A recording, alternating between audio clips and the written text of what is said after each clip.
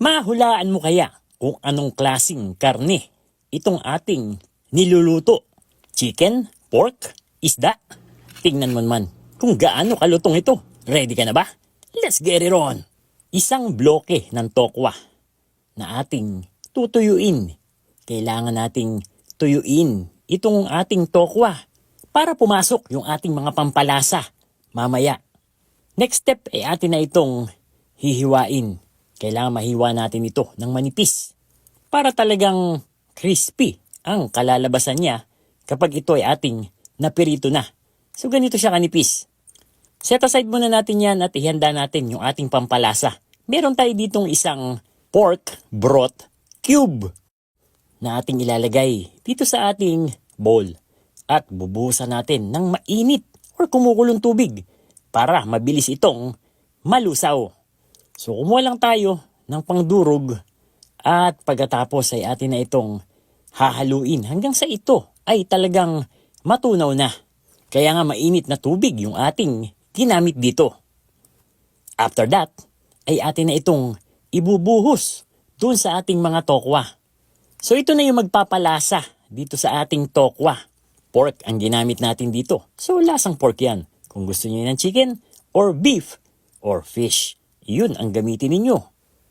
Then gamit naman ang tinidor ay atin itong pipisil-pisilin para lumabas yung pang-excess na tubig sa kanyang loob at pumasok naman itong ating pampalasa na inilagay, yung pork broth cube. Set aside, marinate muna natin yan for about 5 minutes at sa isang bowl ay maglagay tayo ng harina, cornstarch at ang magpapaalsa, baking powder. Haluin muna natin itong ating ginawang pang-coating. At syempre, maglalagay din tayo dito ng salt, black pepper, garlic powder, at chili powder. Optional yan. Gusto ko kasi yung spicy. Pero kung may mga batang kakain, ay huwag nyo na itong ilagay. Haluin hanggang sa ito ay mag-mix na. Set aside muna. Sa isang bowl ulit ay magbabasag tayo ng 2 itlog. Atin muna itong babatihin. So kumpleto na ang ating mga ingredients dito. Kunin natin ang tokwa at atin muna itong i-dredge dito sa ating harina na meron ng timpla.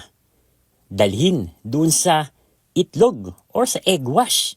Then ibabalik ulit natin dun sa ating harina na pinag-coatingan natin kanina. So double coated, mas lalo ito magiging crispy kapag ito'y ating ipinirito na. Mainit ng mantika. Pwede na nating ihulog itong ating mga tokwa. Deep fry dapat para ma-achieve natin yung talagang crispiness nitong ating mga tokwa. Nakita nyo naman ang kanyang texture. Para siyang Japanese katsu. Pero kung chicken ang nilagay natin dito na flavor, malamang mapagkakamalan itong chicken nuggets or chicken tenders. Ayos ba? And there you have it, Candy Nation, mga kadadelicious. Ito yung ating version ng crispy tofu ala katsu. Pang ulam, merienda at syempre, pulutan.